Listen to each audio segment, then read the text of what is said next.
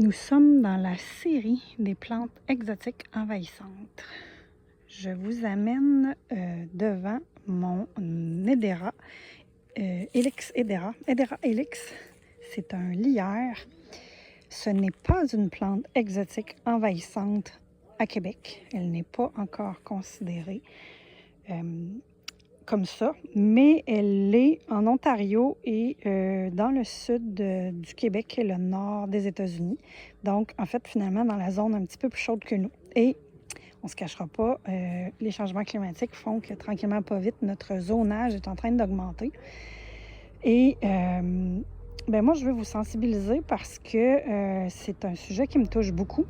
Moi, je regarde son comportement. Mon objectif, c'était de la faire grimper sur ma structure qui est ici.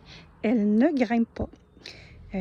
Quand elle est hors sol, elle va chercher à geler. Dans le fond, elle va être portée plutôt à redescendre. Mais quand elle redescend, elle s'installe au sol et elle a plein de petites ventouses qui lui font, dans le fond, s'installer au sol. Puis, dans le fond, ces ventouses-là se transforment en système racinaire. Donc, on voit qu'elle est partout. J'avais planté seulement des petites mottes grosses comme ça. Une à la base du poteau ici, puis une à la base du poteau là-bas. J'avais mis des cordes pour l'aider à grimper. Ça n'a jamais fonctionné.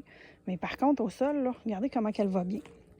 Je commence à m'inquiéter un petit peu pour mes astibes, puis certaines autres plantes. D'ailleurs, il y avait une plante qui était ici, puis on voit qu'elle n'est plus là du tout. Bon, elle était faible, là, fait que c'est sûr que ça ne l'a pas aidé.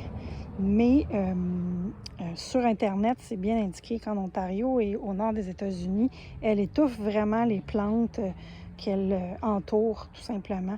Elle vient l'étouffer avec son feuillage. Donc, c'est vraiment typique comme comportement de plante envahissante.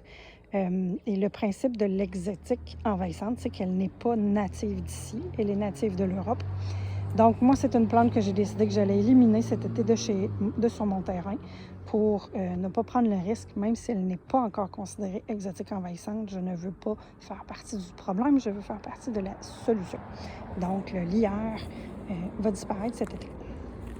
Et puis, je vais vous faire des vidéos probablement quand je vais être en train de le faire parce que j'ai lu que c'était pas quelque chose qui était facile à faire. Fait que je crois que ça va être un beau petit défi.